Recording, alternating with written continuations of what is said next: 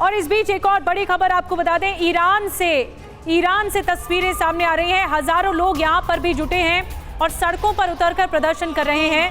हमने इराक की तस्वीर इससे पहले आपको दिखाई, अब ईरान की तस्वीर दिखा रहे हैं। गाजा, फिलिस्तीन के लिए प्रदर्शन किया जा रहा है, उनके समर्थन में, उनके सपोर्ट में आवाज उठाई जा रही है। और ईरान जो कि कट्टर दुश्मन माना जाता है इजराइल का, ऐसे में ईरान का ये खुलेआम सपोर्ट फिलिस्तीन को लेकर सामने आया है, हमास को लेकर सामने आया है।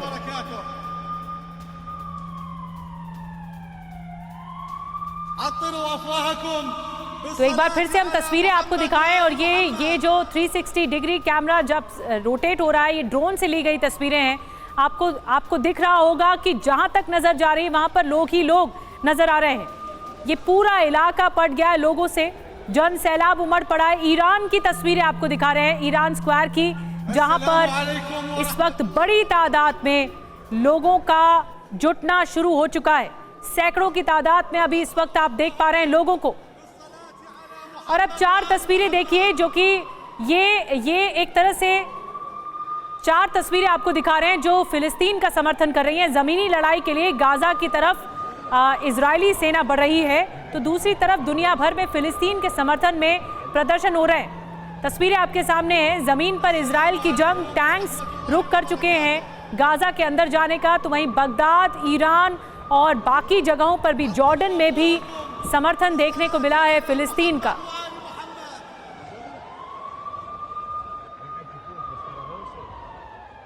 और आइए अब रुक करते हैं, प्रतिमा के पास चलते हैं, जिनके पास कर्नल यूएस राठौर है। वो समझाने की कोशिश कर रहे हैं कि इजराइल के वो कौन कौन से इलाके हैं जो गाजा से कनेक्ट करते हैं और वहां पर तबाही मची है। प्रतिमा। बिल्कुल निधि, इस वक्त मौजूदा हालात भयावह हो गए हैं, जो कि तस्वीरों में साफ तौर पर देखे जा सकते हैं। यूएस राठौर सर, हम अपने दर्शकों को दिखा रहे हैं वो अलग अलग तस्वीरें, क्योंकि अब जॉर्डन से भी लोगों का मूवमेंट शुरू हो गया है। हमने इससे पहले दिखाया था कि लेबनान से हिजबुल्लाह के फाइटर्स जो है उन्होंने भी यहाँ का रुख कर लिया। अब जो मौजूदा स्थिति है ये किस तरीके से बदल गई है, क्योंकि ये मैप हम कल से ही अपने दर्शकों को दिखा रहे हैं, लेकिन सैन्य मूवमेंट गाजा पट्टी की ओर कितना ज्यादा बढ़ गया है, इसको जरा समझाने की कोशिश कीजिए। देखिए, ये गाजा पट्टी है जी, और यहाँ पर गाजा पट्टी का जो लेआउट है वो करीब 20 किलोमीटर बाई 10 किलोमीटर है।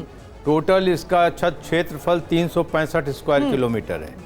यहाँ पर इस नॉर्दर्न गाजा में इस जगह पर एबर क्रॉसिंग है, जहाँ से इजराइल और गाजा में आया जा सकता है।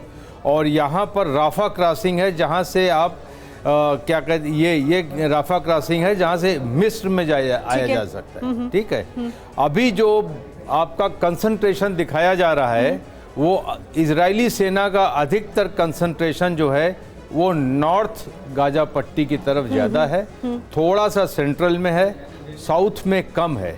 इसीलिए इजराइल ने वार्निंग दी है और एक अल्टीमेटम दे दिया गया है कि इस इलाके को खाली कर दें, और सारा मूवमेंट उस तरफ देखने को मिल रहा है। हाँ, हालांकि सर, जो यूएन की तरफ से कह दिया कि असंभव है, फिर आप कैसा गतिरोध यहाँ इस इलाके में देखेंगे? यहाँ का गतिरोध ये है कि यूएन का कहना है इसमें कोई 22 लाख आदमी रहता है।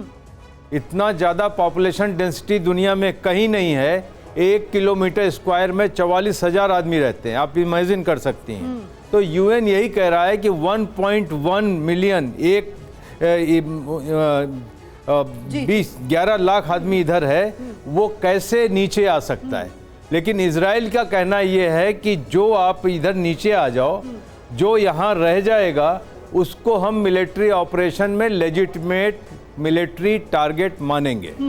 अगर आप सिविलियन हैं और युद्ध टाला नहीं जा सकता, तो आपकी सुरक्षा के लिए है कि आप साउथ गाजा में चले जाएं। मेरे मन में एक और सवाल आया है। गाजा के लोगों ने भी कह दिया कि हम ये जगह खाली नहीं करेंगे, हमें आशंका इस बात की कि हमारा घर बार छिन जाएगा। अगर लोग वहां से हटने को राजी नहीं होते हैं, और यूएन भी कह रहा है कि इस बात की आशंका है कि वो संभावना उसकी बहुत कम है कि वो इलाका पूरा खाली हो सके, और मूवमेंट लगातार जारी है, सैन्य मूवमेंट जिस तरीके से हम देख रहे हैं, यहाँ जमावड़ा इकट्ठा हो गया, ऐसी स्थिति में आगे क्या हो सकता है? देखिए, जो गाजा में लोग रह रहे हैं उनकी आवाज नहीं है ये आवाज है हमास की। हमास उन लोगों को, 11 लाख लोगों को ह्यूमन शील्ड बनाकर इस्तेमाल करना चाहता है। कोलेटरल डैमेज होगा, वर्ल्ड ओपिनियन इजराइल के खिलाफ जाएगी, और वो चाहते हैं कि ऐसा हो। इसलिए गाजा का कोई रिप्रेजेंटेटिव नहीं बोल रहा है, ये हमास की आवाज़ है। लेकिन धीरे धीरे जब बमबारी होगी, इंटेंसिफाई होगा, कुछ कोलेटरल डैमेज होगा, लोग भागेंगे। लेकिन 11 लाख आदमियों को 10 से 12 किलोमीटर नीचे लाना, इसमें एक बहुत बड़ी परेशानी आने वाली है। लेकिन चूंकि इजराइल ने इसको घेर लिया है और आपका चैनल बता रहा है कि प्रिपरेटरी बॉम्बिंग भी शुरू हो गई है, बिल्कुल। टैंकों की फायरिंग हो रही है, तोपखाने की फायरिंग हो रही है, तो अब यहाँ पर ऑपरेशंस होंगे जी। और धीरे धीरे लोग जान बचाते हुए भागते नजर आएंगे। सर ये तैयारी क्या हमास के फ्राइडे प्लान को ध्वस्त करने के लिए, खत्म करने के लिए ज्यादा बड़े लेवल पर नजर आ रही है कि पिछली बार जो हमारे साथ हुआ वो इस बार हो, उससे पहले ही हम जाकर अटैक कर दें उनकी सीमा में? हमास का फ्राइडे प्लान कुछ नहीं है। उन्होंने अक्सा मस्जिद में नमाज पढ़ी, पूरे इस्लामिक वर्ल्ड में पढ़ी गई। तो आप दिखा रहे हैं जॉर्डन से लोग भाग रहे हैं और कहाँ से भाग रहे हैं। वो अपने शहरों में भाग के थक जाएंगे, वो आकर के यहाँ क्या कर लेंगे। तो यहाँ पर अभी बैटल लाइंस, जिसको मिलिट्री की भाषा में कहते हैं कि battle lines have been drawn, अब यहाँ पर होगी लड़ाई, मिलिट्री ऑपरेशंस जी। ये होगी। मैं मानता हूँ कोलेटरल डैमेज होगा, ह्यूमन ट्रेजेडी होगी, बिजली पानी रसद कटने के बाद यहाँ एक बहुत बड़ी ह्यूमन ट्रेजेडी अनफोल्ड होने वाली। बड़ी बात आप कह रहे हैं और ये इस वक्त हॉटस्पॉट बना हुआ है जिसे नक्शे के जरिए हम आपको समझाने की कोशिश कर रहे हैं। अब एक बार फिर से लोअर स्टूडियो को रख करते हैं, निधि के पास चलते हैं। प्रतिमा, जैसे कि राठौर साहब बता रहे थे, बहुत बड़ी मानवीय त्रासदी की ओर ये जंग आगे बढ़ रही है।